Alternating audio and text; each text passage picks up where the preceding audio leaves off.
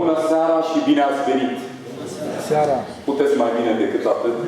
Bună seara! Bună seara! Mă bucur foarte mult să vă revăd pe fiecare dintre dumneavoastră și în acest ceas de seară.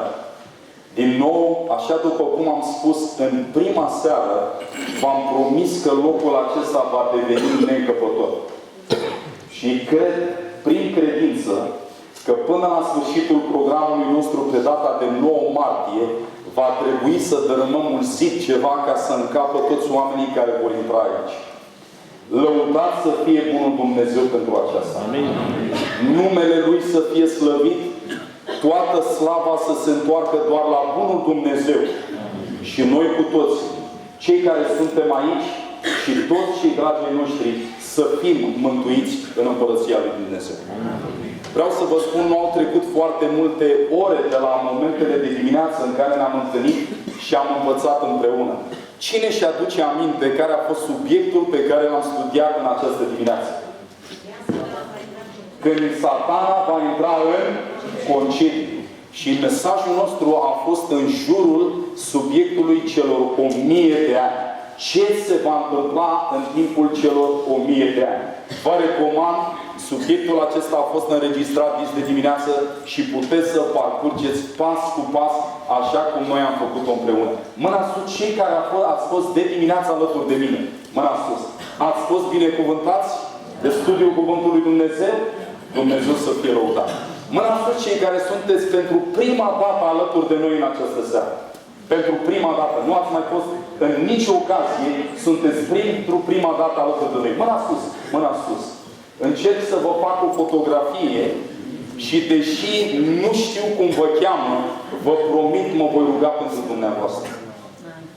Am așteptat cu mare bucurie și cu dor ocazia de a fi din nou împreună în locul acesta și mai mult decât atât, îmi doresc ca șederea noastră la oaltă aici să fie o binecuvântare pentru fiecare dintre noi. Amin? Amin. Înainte de a deschide Cuvântul lui Dumnezeu în această seară, mesajul nostru poartă titlul Prizonieri de război. Prizonieri de război. 3 rugăminți am înaintea dumneavoastră, înainte de a deschide Cuvântul vieții. Dacă aveți un telefon mobil, vă rog din toată inima, închideți-l pentru următoarele momente. Puneți telefonul pe modul avion, vibrații, silențios, faceți în așa fel atunci când vocea lui Dumnezeu ne va vorbi, să nu ne deranjeze nimic. Trebuie să arătăm respect în orice ocazie în care numele lui Dumnezeu este chemat. Amin? Amin. Și am văzut că până la momentul acesta nimeni nu s-a răzvrătit. Dumnezeu să fie lăudat. Amin. Vă mulțumesc din toată inima și apreciez respectul pe care l arătați în cazul acestor întâlniri.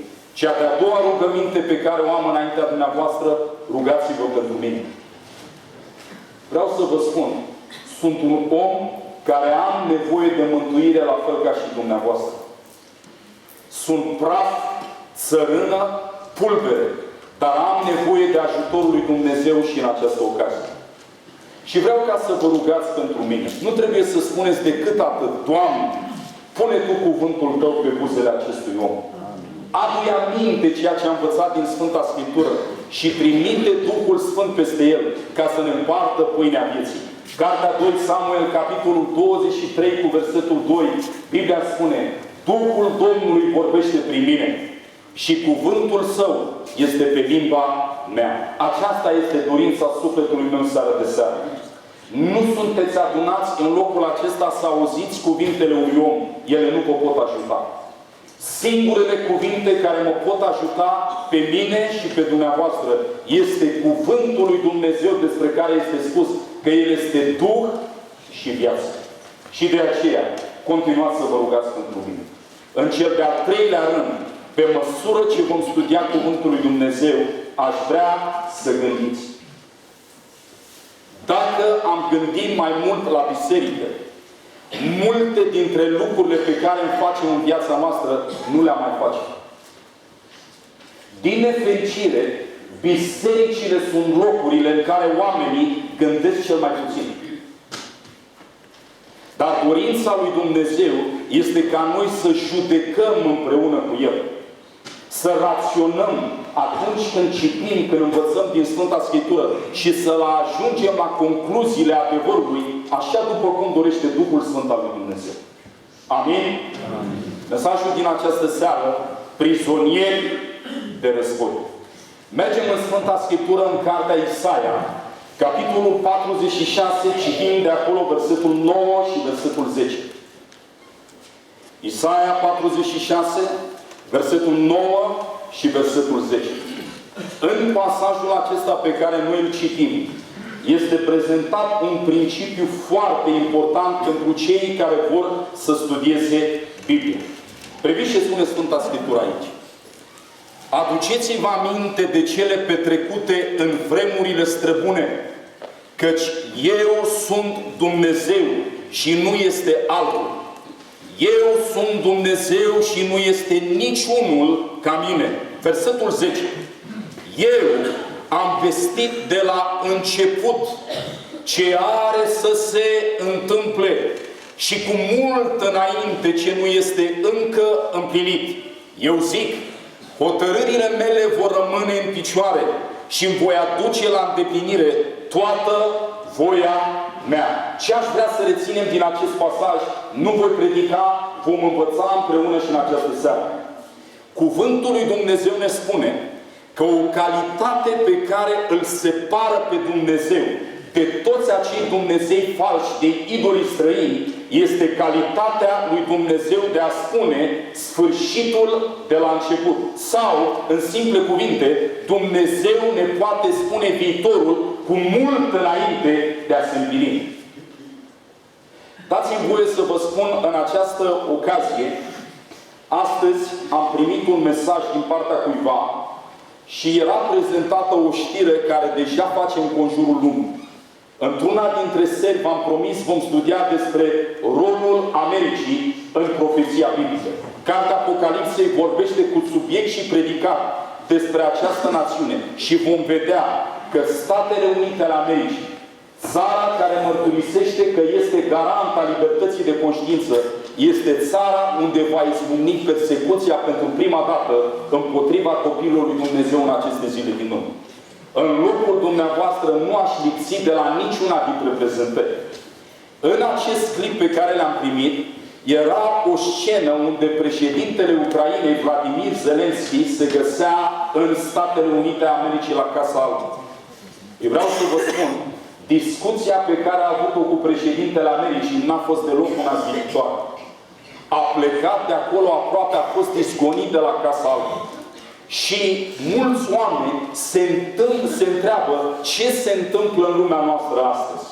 Privesc la buletinele de știri, privesc ce se întâmplă în societate, privesc la posturile de televiziune, privesc și știrile de pe internet, ziare, reviste, etc., media, și oamenii stau cu sufletul la gură în așteptarea evenimentelor care se întâmplă pe pământ. Dar nu copiii lui Dumnezeu. Copiii lui Dumnezeu au primit din partea lui Dumnezeu un dar nespus de important. Și anume, Dumnezeu în mila și în bunătatea Lui, spune Sfânta Scriptură, El ne spune sfârșitul de când? De la început. Și cu mult înainte ca lucrurile să se întâmple, El ne profetizează. De ce? Pentru că atunci când noi le vom vedea împlinindu-se în fața ochilor noștri, credința noastră să crească și noi să știm că suntem pe drumul cel drept, aproape de sfârșitul tuturor lucrurilor. Amin. Acum, un proverb în limba română spune cam așa: repetiția este mama învățăturii. Mergem în cartea Eclesiastul, capitolul 1, versetul 9 și versetul 10. Mesajul nostru, prizonieri de război. Priviți ce spune Sfânta Scriptură aici. Eclesiastul, capitolul 1, versetul 9 și versetul 10. Ce a fost trecut, va mai fi viitor. Și ce s-a făcut trecut, se va mai face viitor. Nu este nimic nou sub soare. Versetul numărul 10. Dacă este vreun lucru despre care s-ar putea spune, iată ceva nou, De mult lucrul acela era și în veacurile dinaintea noastră. Haideți să mai deschidem un pasaj. Cartea Eclesiastul, capitolul 3, citim versetul 15. Eclesiastul, capitolul 3, citim de la versetul 15. Priviți ce spune Biblia aici. Ce este prezent, ce este acum, prezent, ce este, a mai fost când, trecut. Și ce va fi în viitor, a mai fost. Și Dumnezeu aduce iarăși înapoi ce a trecut. În simple cuvinte, în versetele acestea pe care noi le-am citit, este prezentat un gând foarte important ce ne va conduce în această seară. Dumnezeu îngăduie ca istoria să se repete. Ce s-a întâmplat în trecut, se întâmplă chiar în prezent. Ce s-a întâmplat în trecut, se va întâmpla și în viitor. Dumnezeu ne spune sfârșitul de când? De la început.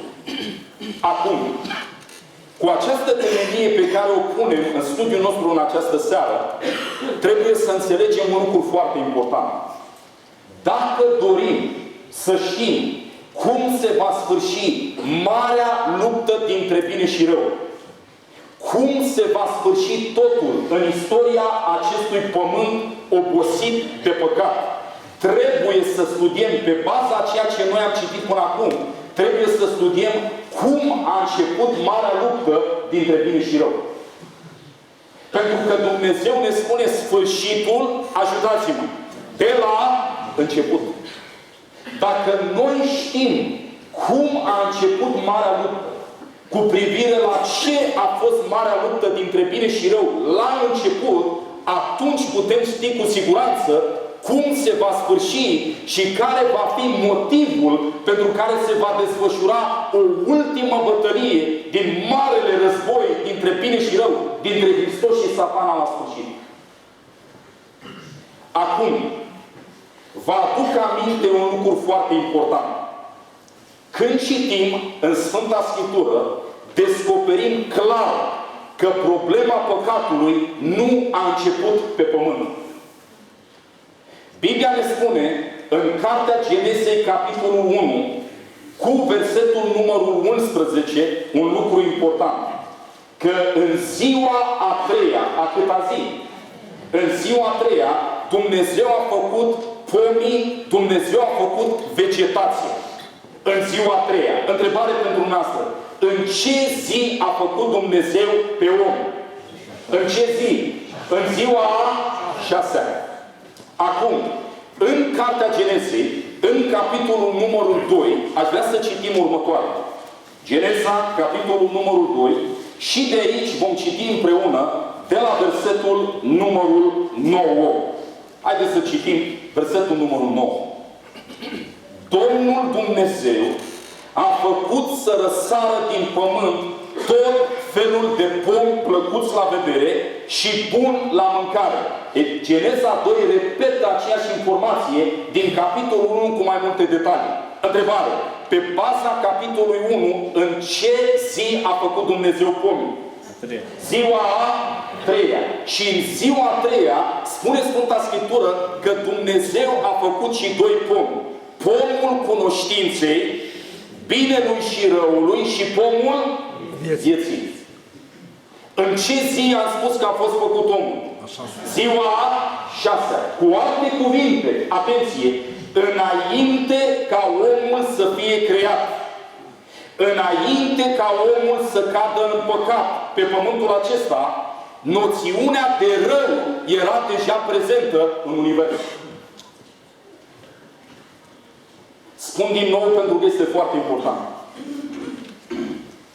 Înainte ca omul să mănânce din pomul cunoștinței binelui și răului și primii noștri părinți, Adam și Eva, să cadă în păcat, în copacul acela era un șarpe care s-a răzvrătit împotriva lui Dumnezeu mai înainte.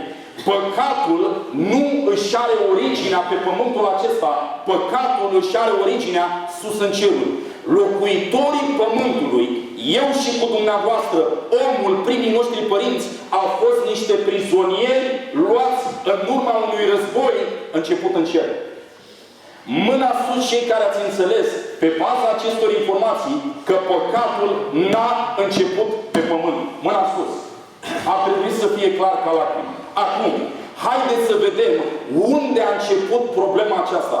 Problema păcatului a început în urma unui război.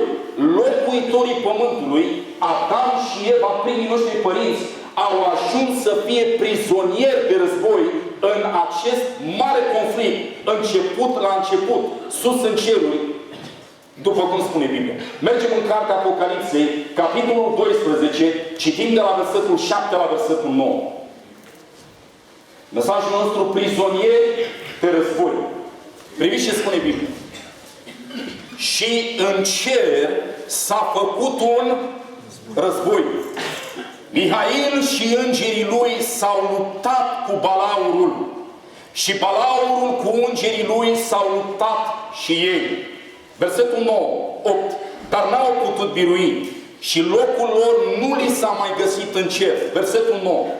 Și balaurul cel mare, șarpele cel vechi numit diavolul și satana, acela care înșeală întreaga lume, a fost aruncat pe pământ și împreună cu el au fost aruncat și îngerii lui. Unde a început războiul acesta? Sus în cer. Acum, aduceți-vă aminte ce am învățat. Dumnezeu ne spune sfârșitul, ajutați-mă, de la început.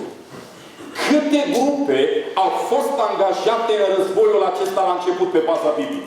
Două. Mihail și îngerii lui, și Biblia ne spune, balaurul cu cine? Cu îngerii lui. Acum, cum s-a produs această despărțire, această dezbinare în cerul lui Dumnezeu? Biblia ne spune că îngerii sunt creaturile lui Dumnezeu. Toți îngerii au fost creați de Dumnezeu. Haideți să dovedim lucrul acesta cu Scriptura. Mergem în Psalmul 148, citim de la versetul 1. Mesajul nostru, prizonier de război. Cât vă rugați pentru mine până acum? Vă mulțumesc din toată inima. Chiar am nevoie în această seară într-un mod deosebit. Priviți ce spune Biblia. Lăudați pe Domnul. Lăudați pe Domnul din înălțimea cerurilor. Lăudați-l în locurile cele înalte. Lăudați-l toți îngerii lui. Lăudați-l toate oștirile lui. Versetul 3. Lăudați-l soare și lună. Lăudați-l toate stelele luminoase. Versetul 4. Lăudați-l cerurile cerurilor și voi ape care sunteți mai presus de ceruri. Versetul 5. De ce? Să laude numele Domnului, căci El a poruncit și au fost făcute. Îngerii au fost creați de Dumnezeu. Dumnezeu a zis și îngerii au apărut. Îngerii sunt creaturile lui Dumnezeu. Mâna sus cei care ați înțeles și lucrul acesta. Dragii mei, vreau să vă spun, cea mai mare parte a timpului o petrec la o școală misionară și îmi place să stau înaintea oamenilor, să învăț pe oameni din Cuvântul lui Dumnezeu. Când am o tablă și pot să scriu și deschid Biblia și asta este bucuria mea cea mai mare. Să învăț pe oameni. Și dacă studenții mei nu înțeleg, problema e la mine. Și de aceea vreau ca să mă ajutați în această seară și să mă încurajați că înțelegeți ce vorbesc. Dacă voi pune întrebări, este doar pentru a fi și mai clar. Amin? Acum, câte grupe au fost la început? Două. Acum, Mihail și îngerii lui. Hai să identificăm pe baza Bibliei cine este acest Mihail care a luptat împotriva balaurului în cer. Acest Mihail nu este nimeni altul decât Domnul Iisus Hristos. Cum dovedim lucrul acesta cu Biblia? Când ne uităm în Sfânta Scriptură, numele Mihail se traduce în felul acesta. Cine este ca Dumnezeu? Cine este deopotrivă ca Dumnezeu? Mihail. Haideți să arătăm că acesta este însuși Domnul Iisus Hristos. El este Cel care l-a aruncat pe Lucifer, pe diavol din ceruri, în acest război. Mergem în Sfânta Scriptură, în cartea Iuda, lângă cartea Apocalipsei, Iuda, și de aici vom citi de la versetul numărul 9. Iuda, versetul numărul 9. Mihail s-a luptat cu Balaul. Priviți ce spune Biblia aici. Arhanghelul Mihail, când se împotrivea diavolului și se certa cu el pentru trupul lui Moise, n-a îndrăznit să rostească împotriva lui o judecată de ocară, ci a zis: Domnul să te mustre. Acum, ce aș vrea să reținem din acest pasaj? Mihail este numit un arhanghel. Cuvântul arhanghel este un cuvânt din limba greacă compus din două cuvinte grecești. Arche, angelos, care se traduce mai mare peste îngeri sau conducătorul oștii cerești. Numele lui este Mihail. Dar în versetul acesta pe care l-am citit, arhanghelul Mihail, cu cine se luptă aici? Cu diavolul. Deci are puterea arhanghelul Mihail să se lupte cu diavolul, ba chiar să învie din morți. Pentru că Biblia ne spune, în această luptă dintre arhanghelul Mihail și diavol, Moise a fost înviat. De unde știm că Moise a murit? Ca să înțelegem că el a fost înviat. Mergem în cartea Deuteronom la capitolul 34. Vrem să identificăm cine este Mihail. Deuteronom, capitolul 34, vrem să citim de la versetul numărul 5. Priviți ce spune Biblia aici. 34 de la versetul 5. Robul Moise, robul Domnului, a murit acolo în țara Moabului după porunca Domnului. Și Domnul l-a îngropat în vale, în țara Moabului, față în față cu Bet-peor. Nimeni nu i-a cunoscut mormântul până în ziua de azi. Moise era în vârstă de 120 de ani când a murit. Vederea nu-i slăbise și puterea nu îi trecuse. Deci pe baza acestor versete, Moise a murit și l-a îngropat cine? Dumnezeu. Este un verset în Biblie care spune: este prețioasă înaintea lui Dumnezeu moartea celor pe care El îi iubește. Este atât de prețioasă încât în cazul lui Moise, deși nimeni n-a fost la mormântare din copiii lui Israel, Dumnezeu însuși l-a îngropat. Moise a fost îngropat. Dar în cartea Iuda noi vedem că arhanghelul Mihail se lupta cu diavolul pentru trupul lui. De ce? Pentru că Moise apare pe muntele schimbării la față în vremea Domnului Hristos în Matei 17. Pentru că arhanghelul Mihail l-a înviat. De unde știm aceasta foarte clar? Mergem în Romani, capitolul 5. Romani, capitolul 5. Ia ascultați ce spune cuvântul lui Dumnezeu aici. Romani, capitolul 5, și vrem să citim de la versetul numărul 14. Romani 5, de la versetul numărul 14. Cineva m-a spus că nu este chiar bine să stau numai cu capul întors acolo, așa că trebuie să mă întorc să citesc din Biblie. Priviți ce spune Biblia aici. Romani 5 cu versetul 14. Totuși, moartea a domnit de la Adam până la stop. Cum adică moartea a domnit de la Adam până la Moise? N-a mai murit nimeni după Moise? Ba da, dar ce înseamnă că moartea a domnit de la Adam până la Moise? Asta înseamnă că la Moise s-a întâmplat ceva. Moartea a pierdut cauza. De ce? Pentru că Moise a fost primul om înregistrat în Scriptură care a fost înviat. Cine l-a înviat? Arhanghelul Mihail. Întrebare: cine este acesta la cărui voce morții vor învia? Este însuși, ajutați-mă, Domnul Iisus Hristos. Mergem în cartea Ioan la capitolul 5. Ioan capitolul 5 și vrem să citim împreună de aici, de la versetul numărul Ioan capitolul 5 și vom citi din cuvântul lui Dumnezeu de la versetul 25. 25. Ia ascultați ce spune Dumnezeu aici. Adevărat, adevărat vă spun că vine ceasul și acum a și venit când cei morți vor auzi glasul Fiului lui Dumnezeu și cei ce îl vor asculta vor al cui glas va scoate pe cei morți din morminte? Glasul Fiului Omului. Cine este acesta? Domnul Hristos. 1 Tesaloniceni, capitolul 4, versetul 16. Arhanghelul Mihail nu este un înger. El este conducătorul oștirii cerești, însuși Domnul Iisus Hristos. Priviți ce spune Biblia aici. Căci însuși Domnul cu un strigăt, cu glasul unui.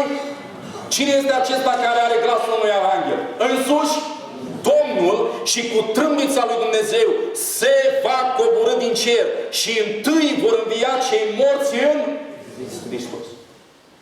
Arhanghelul Mihail nu este nimeni altul decât Domnul Hristos. Domnul Hristos este Cel care l-a aruncat pe Balaur cu îngerii lui, l-a aruncat din cerul. Mergem în Luca, capitolul 10, citind de la versetul numărul 16. Mesajul nostru, prizonieri de război. Ia uitați ce spune Biblia aici. Cine va asculta pe voi, pe mine mă ascultă, și cine vă nesocotește pe voi, mă nesocotește. Iar cine mă nesocotește pe mine, nesocotește pe Cel ce m-a trimis pe mine. Versetul 17. Cei 70 s-au întors plini de bucurie și au zis: Doamne, chiar și dracii ne sunt supuși în numele Tău. Și acum ascultați versetul 18. Iisus le-a zis: am văzut pe Satana căzând ca un fulger din cer. Când l-a văzut Domnul Iisus pe Satana căzând din cer ca un fulger? La început. Pentru că El este Cel care l-a alungat pe Satana din cer. Mâna sus cei care ați înțeles pe baza Bibliei că Mihail este Domnul Hristos. Singurul care poate să dea viață celor din morți. E clar lucrul acesta. Acum, aduceți-vă aminte. Într-o tabără era Mihail și îngerii lui, iar în cealaltă tabără era Balaurul și îngerii lui. Și noi aseară am identificat acest Balaur ca fiind un înger, ba chiar un heruvim ocrotitor cu aripile întinse. Era un înger care stătea cel mai aproape de prezența lui Dumnezeu și într-o bună zi s-a răsculat împotriva lui Dumnezeu. Dar Lucifer n-a fost mulțumit numai ca el să se ridice împotriva lui Dumnezeu, ci a luat niște prizonieri de război în această luptă. Și primii care au fost luați prizonieri au fost îngerii pe care el i-a înșelat.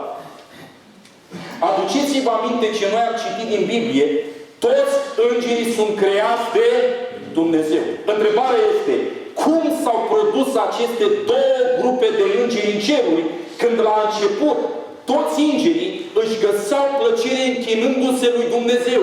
Cum s-a produs această separare? Simplu. Hai să ne uităm. Mergem în cartea Apocalipsei, capitolul 12, versetul 3 și 4. Apocalipsa 12, versetul 3 și 4. Vedeți ce spune cuvântul lui Dumnezeu aici? În cer s-a mai arătat un alt semn. Iată s-a văzut un mare balaur roșu cu 7 capete, 10 coarne și cu 7 cununi împărătești pe capete. Versetul 4. Cu coada trăgea după el a treia parte din stelele cerului și le arunca pe pământ. Ne oprim. N-aș vrea ca în această seară cineva să plece de aici cu gândul că Satan are coadă. Dar ce să reprezinte aceste lucruri pe care le citim? Balaurul trăgea cu coada a treia parte din stelele cerului și le-a aruncat la pământ. Ce reprezintă aceste stele pe care Balaurul le-a tras de partea lui? Îngerii. Mergem în Apocalipsa 1 cu versetul 20. Apocalipsa 1 cu versetul 20. Priviți ce spune cuvântul. Taina celor 7 stele pe care le-ai văzut în mâna dreapta mea și a celor 7 sfeșnice de aur. Cele 7 stele sunt, ajutați-mă, îngerii. Deci când Biblia ne spune că Balaurul a tras cu coada după el a treia parte din stelele cerului, adică a tras de partea lui a treia parte din și ce a folosit? Coada. Dar ce să reprezinte coada aceasta pe care a folosit-o Balaurul în cer? Ce a folosit diavolul în ceruri pentru a rupe biserica lui Dumnezeu, biserica în care îngerii își găseau plăcere să se închine, diavolul a făcut o altă biserică. Ce a folosit Satana? Biblia ne spune coada. Coada aceasta este un simbol al minciunii, înșelării, ipocriziei, amăgirii. Asta a folosit diavolul în cerul. Mergem în Isaia, capitolul 9, citim versetul 15. Mesajul nostru, prizonieri de război. Priviți ce spune cuvântul lui Dumnezeu aici. Bătrânul și dregătorul sunt capul și prorocul care învață pe oameni minciuni este coada. Ce reprezintă coada în versetul acesta?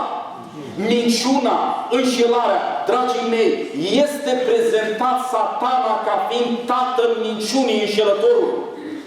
Da, Ioan 8 cu versetul 44. Până acum toată lumea are nota 10 la examenul de bacalaureat, la clasa de Biblie, la repede. Priviți ce spune cuvântul lui Dumnezeu. Voi aveți de tată pe diavolul și vreți să împliniți poftele tatălui vostru. El de la început a fost un ucigaș și nu stă în adevăr. Pentru că în el nu este adevăr. Ori de câte ori spune o minciună, vorbește din ale lui, căci este un mincinos și tatăl minciunii. Știți ce vrea să spună Biblia când spune că este tatăl minciunii? El este originea tuturor minciunilor. Și prima dată, când diavolul a mințit și a înșelat, a fost unde? Ajutați-mă! În cer. Acum, nu sunteți curioși să știți care a fost predica sau solia sau mesajul rostit de Satana în ceruri? Te-a rupt biserica lui Dumnezeu și a înșelat pe îngeri? Vreți să știți ce minciună a folosit? Doriți lucrul acesta să știți? Eu aș vrea din toată inima. Pentru că e foarte important. Dacă eu știu cum a început marea luptă la început, aceasta aruncă lumină cu privire la cum se va termina marea luptă la sfârșit. Hai să vedem. Ca să înțelegem ce minciună a folosit Satana sus în ceruri, de-a rupt pe îngeri și a produs o separare în Biserica lui Dumnezeu din ceruri, trebuie să înțelegem un principiu foarte important din Biblie. Haideți să citim din Cuvântul lui Dumnezeu. Vă invit să deschidem Biblia în Matei 12 cu versetul 34. Matei 12 cu versetul 34. 12 de la versetul 34. Ascultați ce spune Dumnezeu aici. Pui de năpârci, cum ați putea voi să spuneți lucruri bune când voi sunteți răi? Căci din prisosul inimii vorbește gura. Deci acest verset ne spune, înainte ca cuvintele să iasă pe gură, mai întâi se află unde? Hai să mai citim un verset. Mergem în Psalmul 17, citim versetul 3. 17 cu versetul 3. Dacă îmi vei încerca inima, dacă o vei cerceta noaptea, dacă mă vei încerca, nu vei găsi nimic. Căci ce-mi iese din gură, aceea și... Versetul acesta ne spune cum putem să citim mintea cuiva.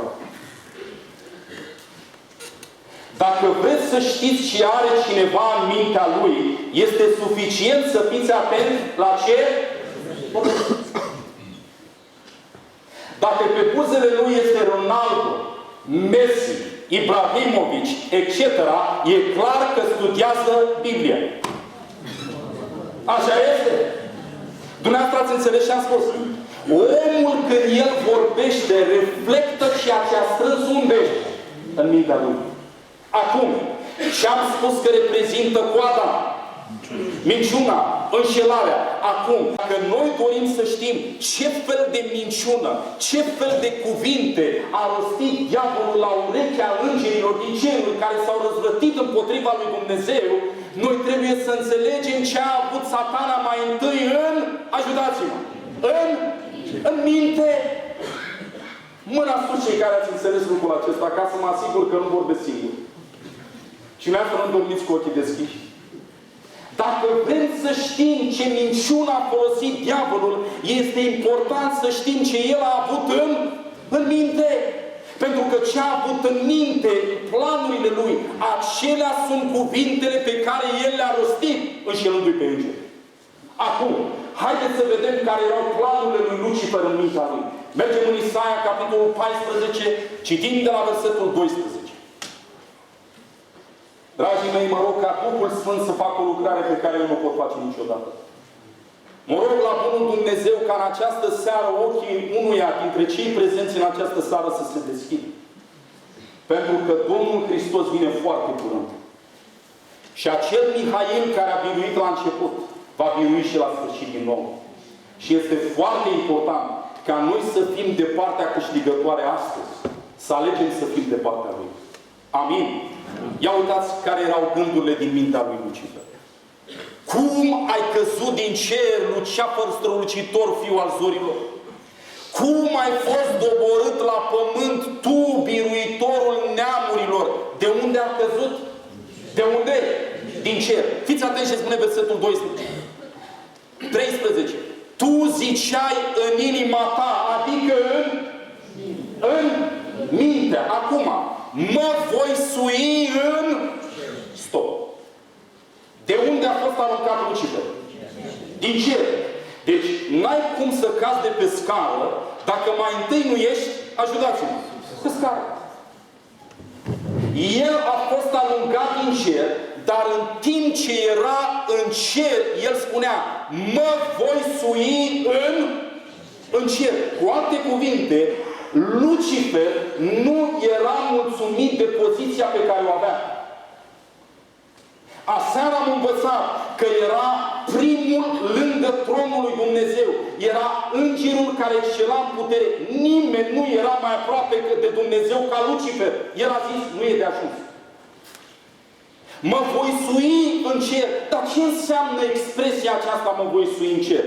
Punem un semn aici în Isaia și mergem în cartea Roman 10 cu versetul 6. Dragii mei, în seara aceasta Duhul Sfânt are să sfarme gura palaurului în viața noastră. Și unii vom fi eliberați de coada care o folosește și astăzi. Fiți atenți ce spune cuvântul lui Dumnezeu aici. Roman 10 cu versetul 6. Pe când iată cum vorbește neprihănirea pe care o dă credința, să nu zici în inima ta, cine se va sui în cer. Ce înseamnă când cineva zice cuvintele acestea? Să coboare, adică pe Hristos, din cer. Deci când Lucifer a zis, mă voi sui în cer, el dorea să ia locul cui în cer? Al lui Hristos. Lucifer dorea să primească închinarea care trebuie să fie dată doar lui Dumnezeu. Ne întoarcem în Isaia la capitolul 14. Isaia, capitolul 14, citim de la versetul 12 din nou. Mesajul nostru, prizonier de război. Trebuie să spune Scriptura aici. Cum ai căzut din cer, Luceafăr strălucitor, fiu al zorilor? Cum ai fost doborât la pământ, tu, biruitorul neamurilor? Versetul 13. Tu ziceai în inima ta, mă voi sui în cer, adică îi voi lua locul lui Hristos. Îmi voi ridica scaunul de domnie mai presus de stelele lui Dumnezeu, adică mai presus de îngerii, mulțumesc. Voi ședea pe muntele adunării Dumnezeilor la capătul miază noaptei. 14. Mă voi sui pe vârful norilor, voi fi ca cel prea înalt. A cui loc l-a dorit Lucifer în cer? Al lui Dumnezeu. Cine este cel prea înalt? Geneza, capitolul 14. Citim de la versetul numărul 18. Dragii mei, mie îmi place Biblia. Îmi place Biblia mai mult decât îmi place dulceața de afin din Maramureș. E foarte bună, dar îmi place mai mult Biblia. Priviți ce spune Biblia aici. Geneza 14 de la versetul 18. Melchisedec, împăratul Salemului, a adus pâine și vin. El era preot al Dumnezeului celui preanalt. Atenție, versetul 19. Melchisedec a binecuvântat pe Avram și a zis: binecuvântat să fie Avram de Dumnezeul cel preanalt, ziditorul cerului și al pământului. Expresia Dumnezeul cel preanalt înseamnă Dumnezeul Creator. Ca să mă asigur că sunteți cu mine și n-ați rămas la stația din urmă. Ce și-a dorit Lucifer în cerul într-un singur cuvânt? Închinare. Închinarea care aparține doar cui? Dumnezeu. Dumnezeului Creator. Avem un înger care a dorit închinarea care aparține doar lui Dumnezeu. Știați dumneavoastră că în cer problema cu privire la închinare este clară ca bună ziua?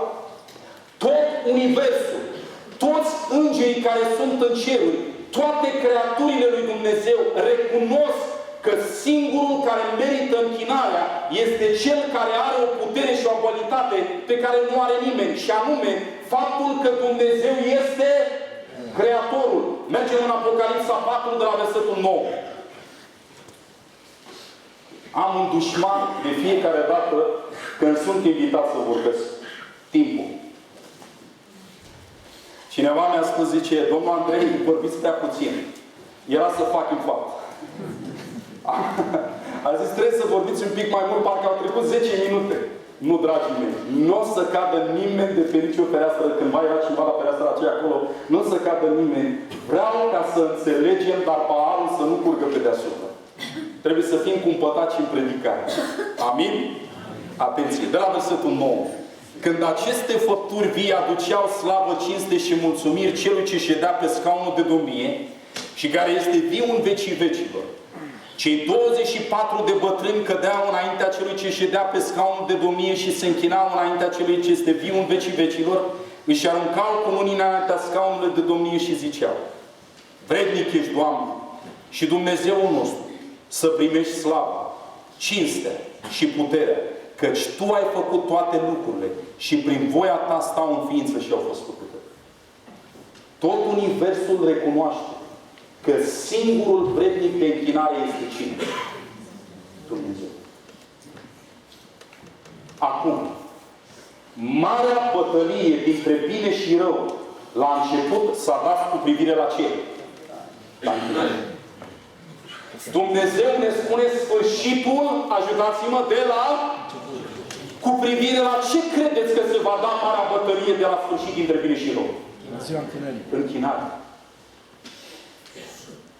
Acum, în acest conflict, am văzut noi că Satana, Lucifer, a luat prizonier de război a treia parte din îngerii cerului. Și a convins o parte din îngerii lui Dumnezeu că cel care este vrednic de închinare nu este Dumnezeul Creatorul.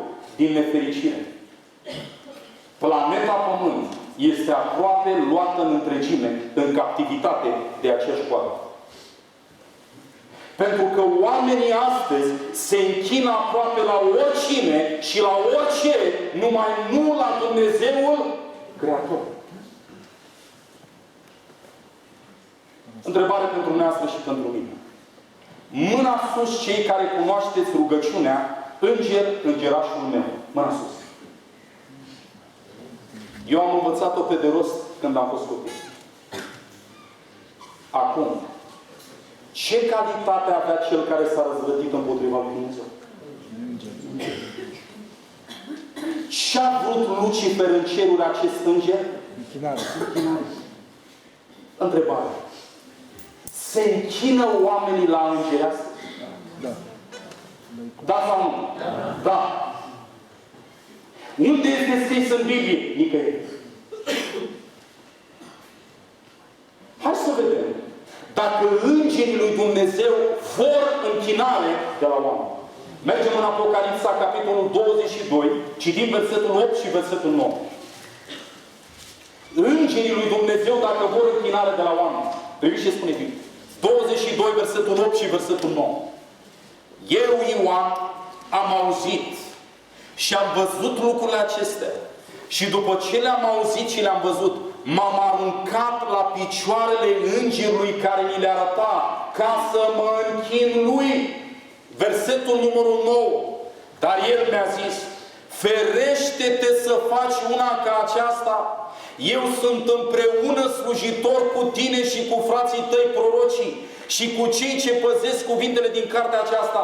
Închină-te lui Dumnezeu. Mergem în Coloseni, capitolul 2, versetul 18. Prizonier de război. Diavolul nu s-a mulțumit să înșele doar a treia parte din îngerul cerului, ci coada aceasta se mișcă cu mare putere pe planeta Pământ. Priviți ce spune Biblia. Coloseni 2 cu versetul 18. Nimeni să nu vă răpească premiul alergării. Dragii mei, care este premiul pe care l-a promis Dumnezeu celor care vor alerga cursa credinței în credincioșie până la capăt? Ce va da Dumnezeu copiilor săi? Viața? Atenție, fiți atenți cum puteți să o pierde. Nimeni să nu vă răpească premiul alergării, făcându-și voia lui însuși printr-o smerenie și închinare la îngeri, amestecându-se în lucruri pe care nu le-a văzut, umflat de o mândrie deșartă în gândurile firii lui pământești. Oamenii vor pierde viața veșnică pentru că se închină la îngeri. Și câte locașuri de închinare în lumea noastră au ca hram Sfântul Gabriel? Dacă s-ar cobori îngerul Gabriel astăzi și am vedea ce am face noi, s-ar înspăimânta. Și vede ceea ce se întâmplă. Oamenii se închină astăzi la îngeri. Acum o întrebare.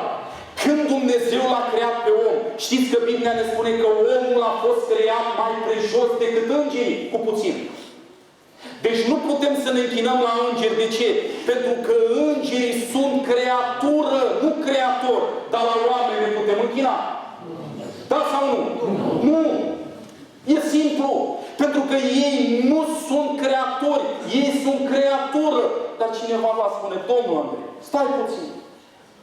Dar dacă oamenii aceștia care au trăit în Biblie au fost niște oameni sfinți, niște oameni temători de Dumnezeu, nu ne putem închina înaintea lor la Sfântul Petru, la Sfântul Pavel, la Sfântul Ioan. Nu putem să ne rugăm noi înaintea lor ca ei să ne ierte și să ne prezinte ei înaintea lui Dumnezeu. Nu! De ce? Principiul rămâne aceeași. Ei sunt creatură, doar unul singur este cine? Creator. Haideți să citim Petru, când oamenii au venit să-i se închine înaintea lui. Fapte, capitolul 10, citim de la versetul 25. Mesajul nostru, prizonieri de război. Și, dragii mei, în timp ce la început, sus în ceruri, Satan a înșelat a treia parte din îngerul cerului, din nefericire. Aproape toată lumea zace în cel rău astăzi. Biblia ne spune că balaurul care înșală întreaga lume, majoritatea oamenilor astăzi se închină celui rău prin deviere, închinându-se creaturii în locul Creatorului. Ia uitați ce spune Biblia.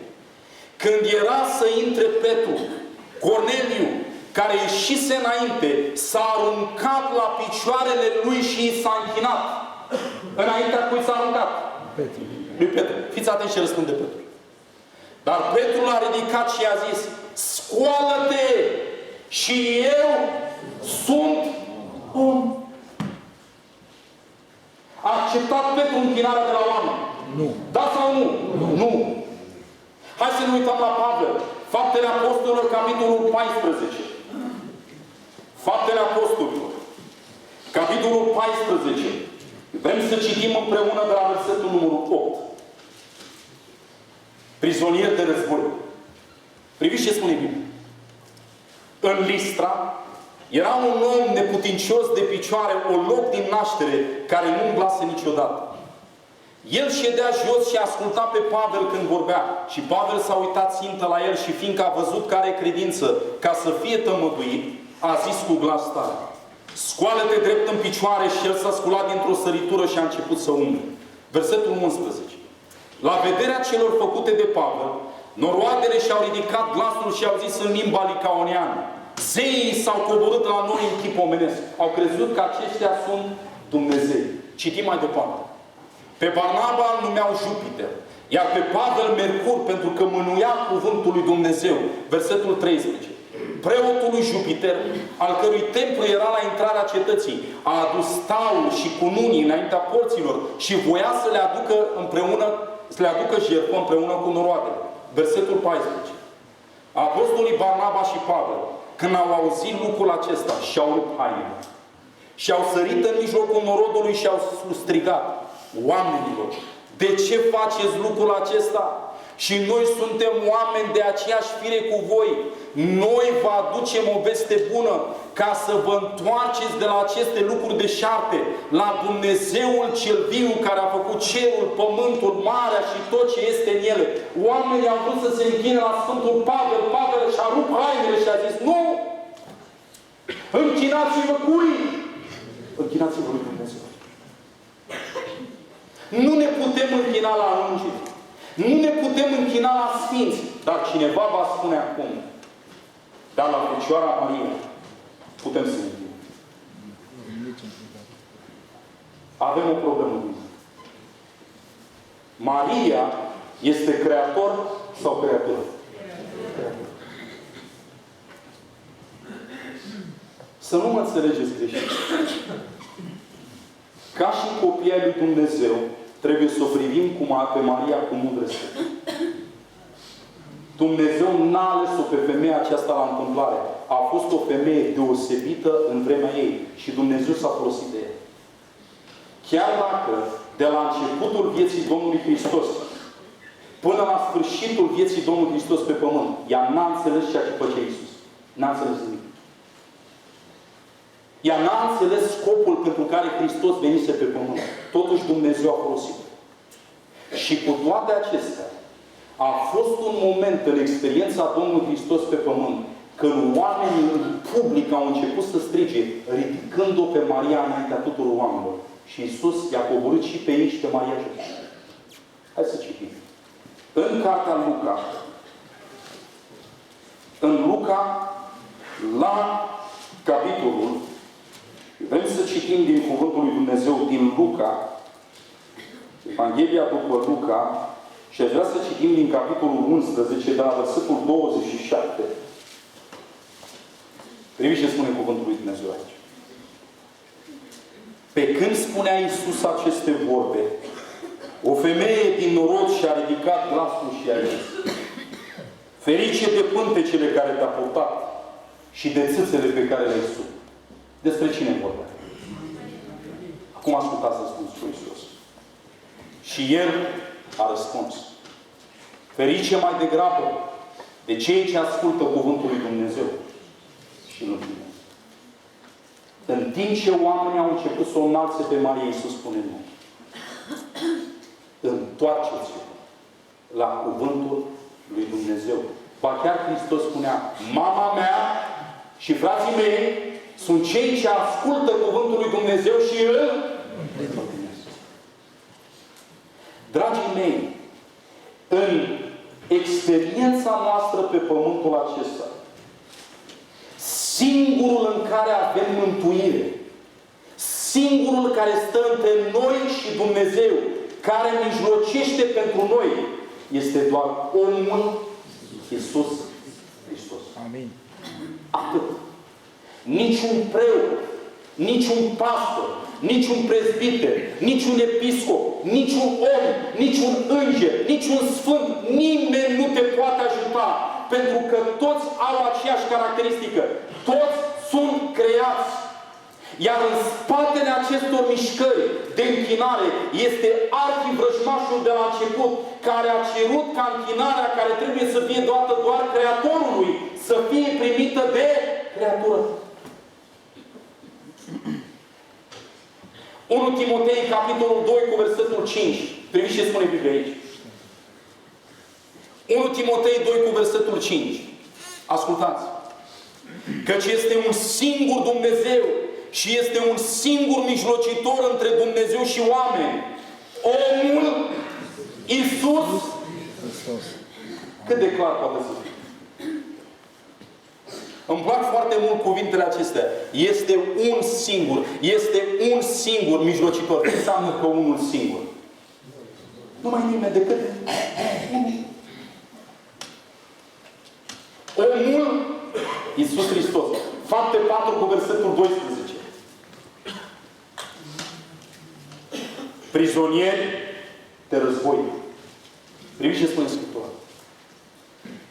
În nimeni altul nu este mântuire, căci nu este sub cer niciun alt nume dat oamenilor în care trebuie să fim mântuiți. Niciun alt nume. Doar unul singur.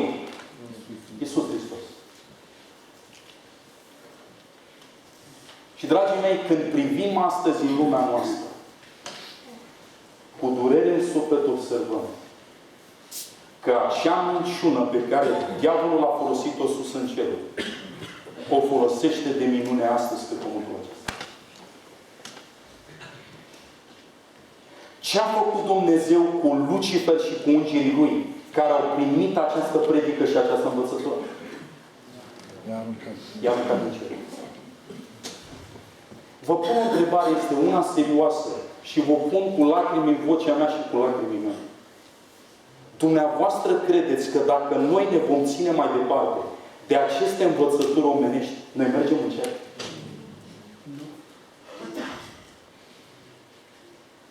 Este imposibil.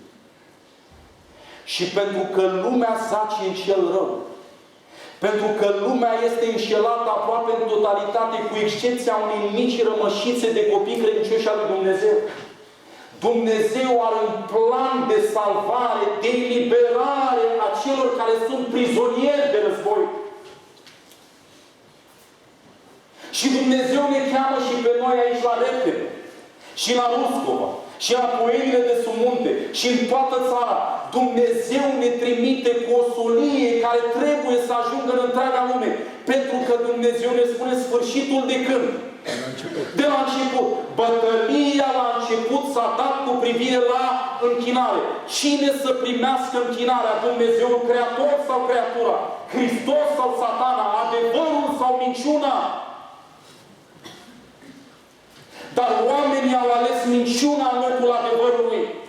Cartea Romani, capitolul 1. Priviți ce spune cuvântul lui Dumnezeu aici. Romani, capitolul 1. Și vrem să citim împreună de la versetul, ia ascultați ce spune Biblia de la versetul numărul 22. 23 și apoi vom citi de la versetul 25. S-au fălit că sunt înțelepți și au înnebunit. Și acum atenți. Versetul 23. Și au schimbat slava Dumnezeului nemuritor într-o icoană. Cu ce au schimbat pe Dumnezeu? Într-o icoană. Cu ce au schimbat pe Dumnezeu? Cu o icoană. Cine este în icoana aceasta? Atenție! Care seamănă cu omul muritor, păsări, dobitoace cu 4 picioare și târătoare. Versetul numărul 25 acum. Fiți atenți ce fac acești oameni. Căci au schimbat în minciună adevărul lui Dumnezeu și au slujit și s-au închinat făpturii în locul făcătorului, care este binecuvântat în vecea lumii. Amin. Ori de câte ori alegem să ne închinăm la o creatură, alegem minciuna. Biblia ne spune, eu sunt calea, adevărul, viața. Dar cine alege minciuna, îl alege pe tatăl minciunii și singurul loc unde va merge diavolul este la moarte. Și din dragostea lui Dumnezeu pentru noi oameni, El ne imploră să ne întoarcem de la închinarea falsă, să ieșim din coada aceasta în care mulți dintre noi am fost prinși la fel ca și mine. Eu vin de acolo, dragii mei. Am pupat icoanele până le-am năstruit cu buzele. Mă închinam în sinceritate pentru că nu știam mai bine. Până când Dumnezeu mi-a descoperit adevărul Său din cuvânt. Și din momentul acela, când lumina vine, noi suntem puși în fața unei alegeri. Ori stăm de partea lui Hristos, ori stăm de partea celui rău. Și să nu vă gândiți că dacă mergem la biserică și ne închinăm într-o biserică unde se pomenește de Dumnezeu și e prezentă coada, acolo e Dumnezeu. Fals! Acolo e altcineva. Numai că Satana este atât de șiret încât astăzi se ascunde în spatele lui Hristos. Satana vorbește din Biblie, dragii mei. Și el îi pierde pe oameni răstălmăcind cuvintele lui Dumnezeu. Dumnezeu vrea să ieșim din minciună. Marea bătălie la sfârșit se va da cu privire la închinare. Sfârșitul de când? De la început. Mergem în Apocalipsa 14, versetul 6 și 7. Ce mesaj trebuie să răsune în întreaga lume, inclusiv la repede? Mă doare sufletul să văd oameni care se trudesc de dimineața până seara pentru o bucată de pâine și care își închipuie că dacă își vor lua economiile de viață și le vor pune în mâna unui om să se roage pentru ei, sunt salvați. Oamenii n-au timp să roage pentru ei, dar pentru alții.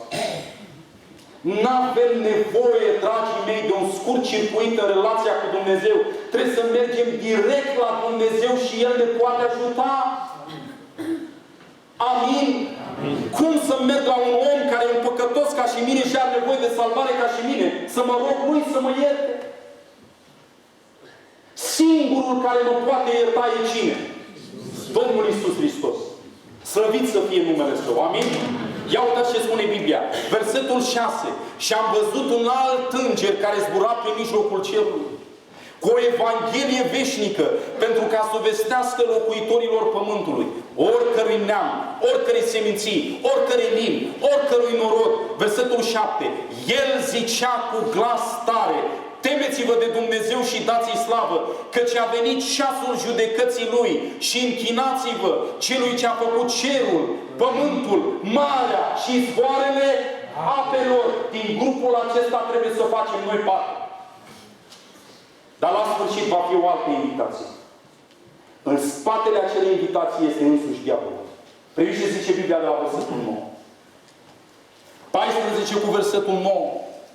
Apoi a urmat un alt înger, al treilea, și a zis cu glas tare: dacă se închină cineva fiarei și icoanei ei și primește semnul ei pe frunte sau pe... Dumnezeu cere închinare, dar aici este cine? Fiara. Nu identificăm fiara în seara aceasta, o vom identifica în această săptămână. Fiara este copilul de minge al lui Satan. Pentru că cine își dorește închinare în locul lui Dumnezeu? Diavolul. Satan se folosește de puterea aceasta numită fiară să primească închinarea care aparține cui? Lui Dumnezeu. Lui Dumnezeu. Și ascultați dumneavoastră câți oameni se vor duce după fiară la sfârșit. Apocalipsa 13.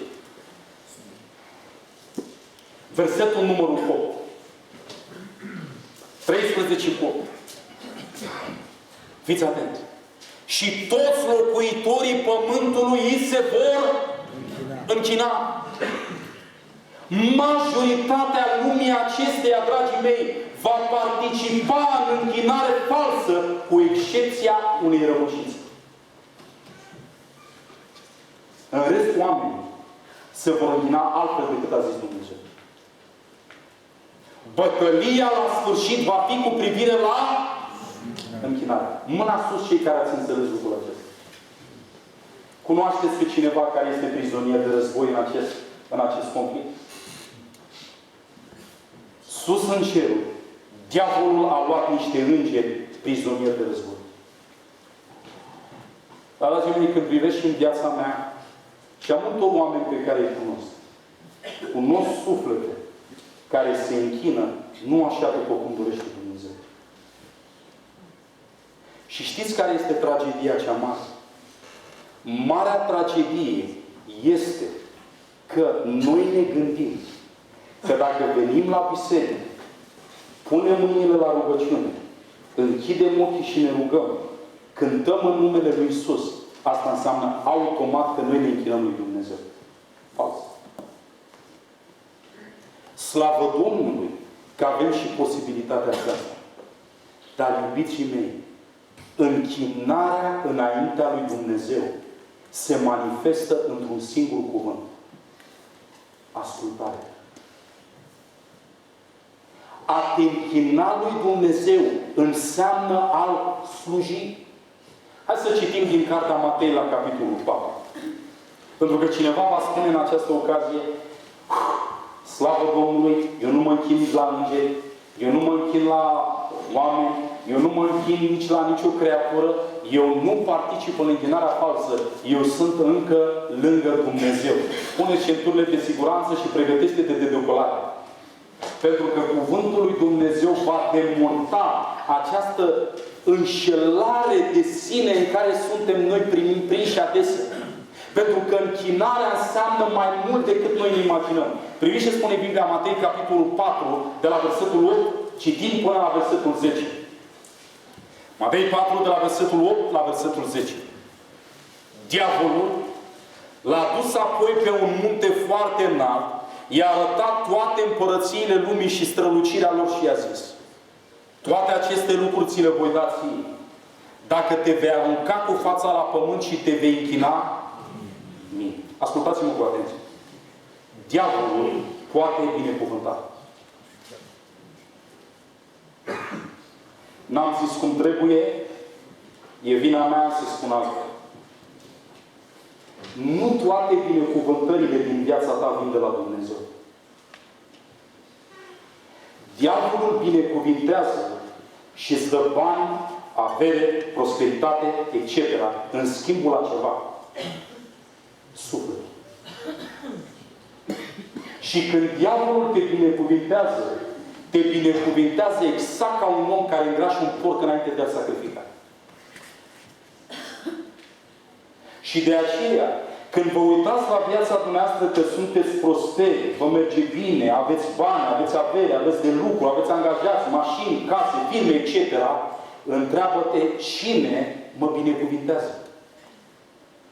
Pentru că dacă n-ai timp de Dumnezeu, n-ai timp de rugăciune, n-ai timp de studiu biblic, n-ai timp de biserică, n-ai timp de lucrarea de salvare de suflete, n-ai timp să faci un bine, n-ai timp pentru familia ta, n-ai timp să-ți chemi soția și copiii, să-i strângi lângă Biblie, să cânți cu ei, să-i cobori lângă Dumnezeu și să-i pui mâna Domnului, fii sigur, diavolul te ține pe calea aceea cu un singur scop: să te piardă. Cum îmi dau seama prioritățile din viața ta? Pentru că Dumnezeu mi-a oferit posibilitatea să mai vorbesc și alte două limbi pe când pe lângă limba română, fluent. Sunt în stare să predic și în alte limbi. Și asta mi-a oferit posibilitatea să călătoresc în multe țări în Europa, în lume și să predic Cuvântul lui Dumnezeu. Și pentru o perioadă de timp am zburat cu companii din acestea low cost, adică acele companii aeriene, aviatice, care sunt foarte ieftine și la îndemâna noastră. Cunoașteți dumneavoastră, ați călătorit, cei care ați zburat măcar o dată cu avion. Și n-am să uit, există companii care spun: uite, acesta este bagajul pe care trebuie să-l ai ca să nu plătești. Trebuie să aibă anumite dimensiuni.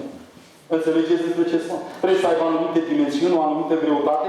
Ba chiar există un spațiu unde trebuie să mergi, să-l pui, să-l bagi acolo în interiorul unei forme făcute, da? Să-l bagi. Dacă intră, poți să-l iei în avion. Dacă nu, atunci îi spune: te costă atât, sau scoate din el, da. Și am văzut oameni în încercarea disperată de a face ca bagajul lor să încapă acolo. Au început să se suie, au început să îndese, au început să fac, numai să încapă. Și când vreau să scoată, problemă, cum să scoatem acum? Iau cu tot cu suport. Înțelegeți dumneavoastră? Și atunci, cei care sunt acolo, ce fac?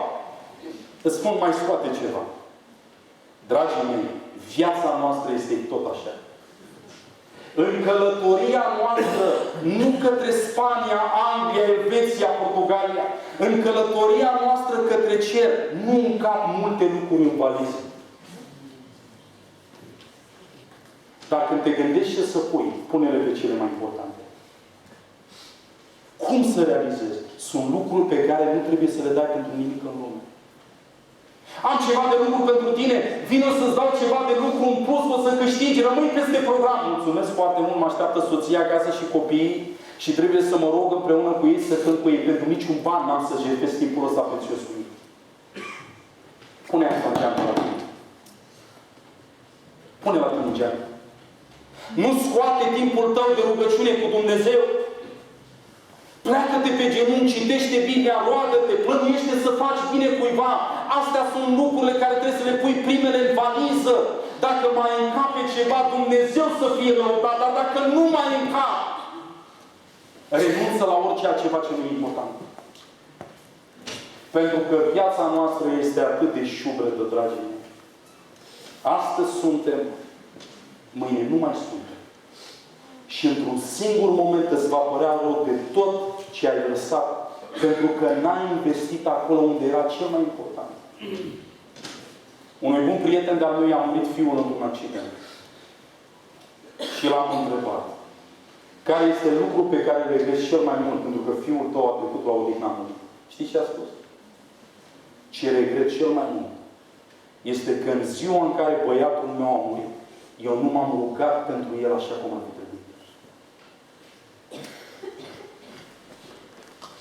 Iov a putut să zică, când i s-au luat copiii, când i s-a luat averea, când i s-a luat casa, Domnul a dat, Domnul a luat, lăudat să fie numele Lui, pentru că în ziua când copiii au fost uciși, dis de dimineață, s-a plecat pe genunchi și s-a rugat pentru ei.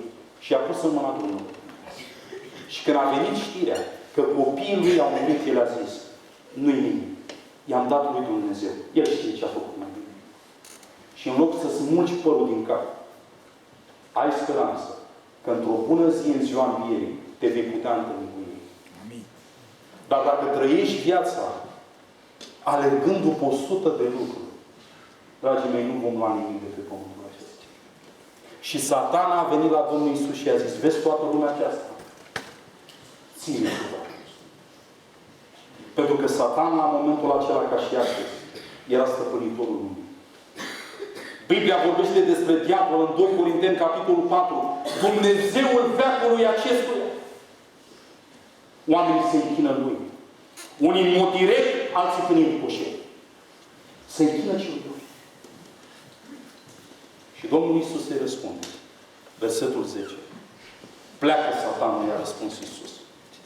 Căci este scris: Domnului Dumnezeului tău să te închini și numai... Dacă nu m-ați crezut pe mine ce am zis în seara aceasta, măcar credeți-l pe Domnul. Domnului Dumnezeului tău să te închini și numai Lui să îi slujești. Închinarea are de a face cu slujirea, cu ascultarea.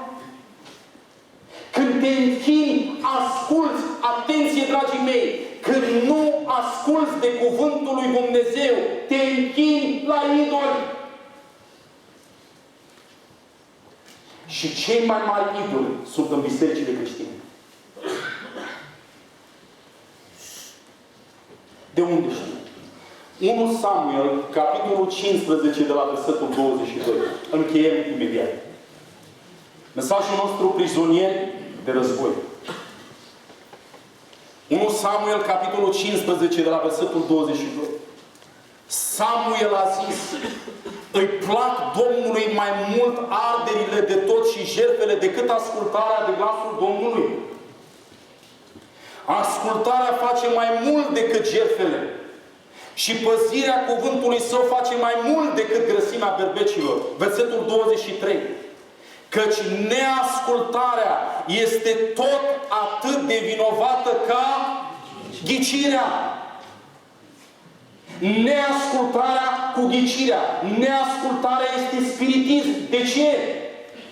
Pentru că sunt două puteri, Mihail și diavolul. Când eu nu ascult de Dumnezeu, automat, prin ricoșeul, aleg pe Satana. Când închidem lumina, apare întunericul. Când aprinde lumina, dispare întunericul. Când nu îl aleg pe Dumnezeu să-L ascult, automat îmi pun mâna în mâna lui Satan, a neascult, și asta înseamnă părtășie cu diavolul, spiritism, vrăjitorie. Eu ascult de el, nu de Dumnezeu. Neascultarea e ca ghicirea. Priviți ce spune Biblia. Și împotrivirea nu este mai puțin vinovată decât închinarea la idol și la terafim.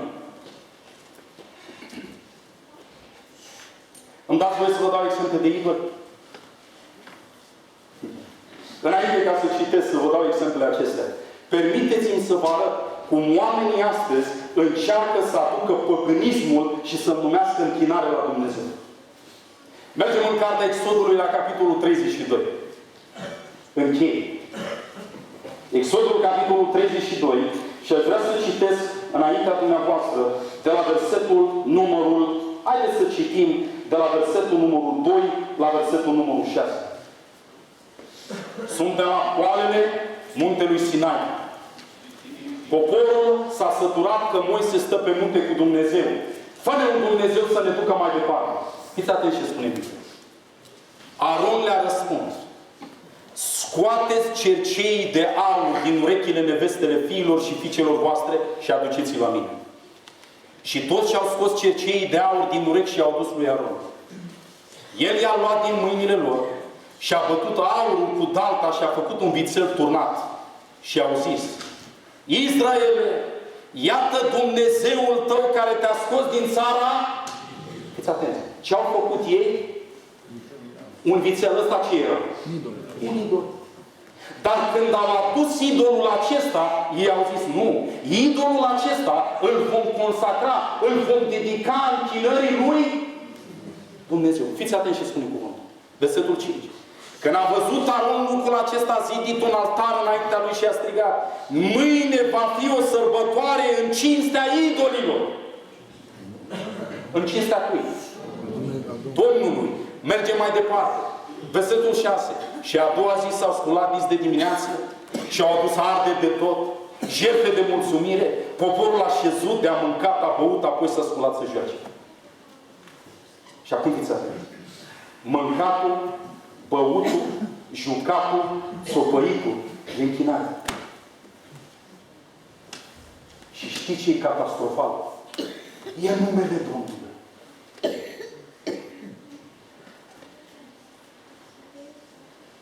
Oamenii au ajuns să ia idolii și să boteze păgânismul numindu-l închinare. Sunt gata să-mi vând un nimic. Cineva mi-a zis să nu mai spun lucrul acesta, dar sper ca să înțelegeți gravitatea a ceea ce noi învățăm în seara aceasta. Dragii mei, de unde s-au luat în Biblie iepuri și ouăle?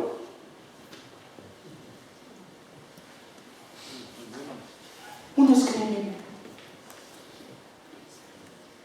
Și că Maria a luat un coș cu ouă și l-a pus la crucea Domnului Hristos și când curgea sânge de pe fruntea Domnului din palmele sale, au căzut pe ouăle alea și ouăle alea s-au făcut roșii și așa mai departe. Întrebarea este: sună bine. Unde scrie în Biblie? Unde? Ce treabă au iepurii cu Paștele? Știți ce este acesta? Idolatrie. Dar am ajuns să punem idolatria aceasta în numele Domnului. Moș Crăciun, brad, să ceartă pocăiții unul după altul. De unde le-am luat? Nu de aici. Și le numim sărbători în cinstea Domnului. Păgânism. Botezul copiilor. Păgânism. Mâncarea la morți. Păgânism. N-au nimic de a face cu Biblia. Dar aceste lucruri sunt luate, botezate și spunem, asta e închinare înaintea lui Dumnezeu. Și cerul suferă. Pentru că oamenii sunt înșelați. Dar în mila și în bunătatea lui Dumnezeu, Dumnezeu vine și ne aduce adevărul.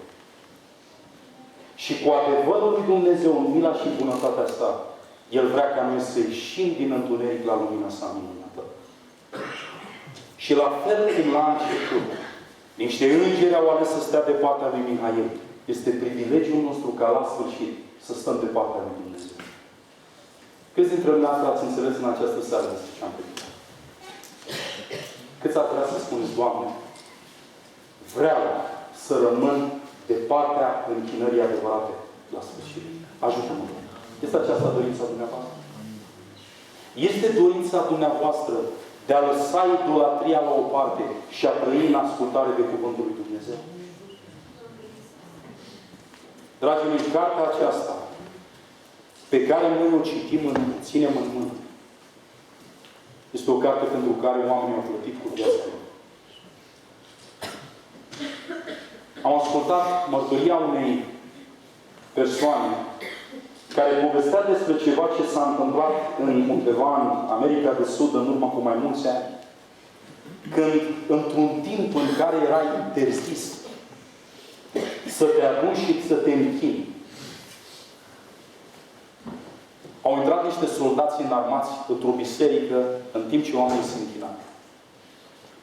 Au luat o Biblie și au pus Biblia aceasta undeva jos, din respect față de Biblie nouă. Au pus Biblia undeva jos și au spus așa: cine va ieși în această biserică, va lua Biblia în mână, o va scuipa, va blestema numele lui Dumnezeu, puteți ieși afară din sală și veți trăi. Oamenii și-au încărcat armă și a pășit în față unul dintre liderii acelei biserici. A luat Biblia, a scuipat cu ea, a blestemat pe Dumnezeu și a ieșit afară. Și unul după altul, oamenii au început să-și arate adevărata credință. La un moment dat, o fetiță care avea doar câțiva anișori, uite în fața aici este o fetiță, doar câțiva anișori, o fetiță. Și fetița aceea, când a văzut ceea ce se întâmplă, a pășit în față și a spus: vreau să ies eu. Și fetița s-a dus în fața Bibliei, a luat Sfânta Scriptură în mâna ei și cu rochița ei a început să șteargă Biblia de scuipă. Și a zis: Doamne, ce au făcut oamenii din cuvântul Tău? Și a început să șteargă Biblia și a spus: să fie lăudat numele lui Dumnezeu în veci de veci. În clipa aceea arma s-a încărcat și fetița a fost împușcată pe loc. S-a prăbușit într-o baltă de sânge de Biblie. Dragii mei, oamenii au plătit cu viața pentru cartea aceasta. Noi n-avem timp. Trebuie să ne roage cineva frumos să mergem să ascultăm Cuvântul lui Dumnezeu.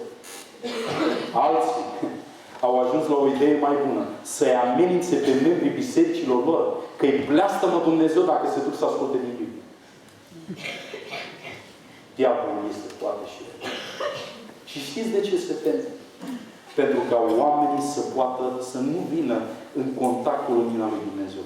Fetița aceea se va ridica într-o bună zi în ziua învierii și va fi mântuită în Împărăția lui Dumnezeu. Amin. Fii credincios până la moarte. Și de aceea vă îndemn în această seară. Luați-vă timp pentru Biblie. Puneți deoparte Netflix, Hulu, eu știu ce alte prostii care sunt inventate de diavol. Nu mai stați cu fața în Facebook, fața în carte. Stați cu fața în carte aici. Asta e cartea în care trebuie să stăm cu fața. Și veți vedea ce se va schimba în viața noastră. Câți ați vrea să spuneți: Doamne, ajută-mă să iubești eu cuvântul Tău mai mult. Doriți lucrul acesta? Vă invit să ne rugăm la sfârșit.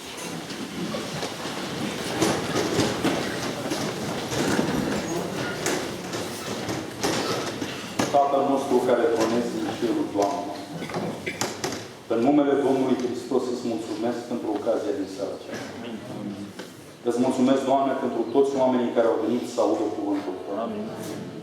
Îți mulțumesc, Doamne, că Tu te lupți și astăzi, cum Te-ai luptat în cerul, ca noi să nu fim înșelați. Domnul Hristos este Cel care ne aduce aminte că singura închinare adevărată este doar Dumnezeului Creator. Iartă-ne, Doamne! Lumea aceasta șade în cel rău. Lumea este prinsă într-un potop de întuneric și de minciună.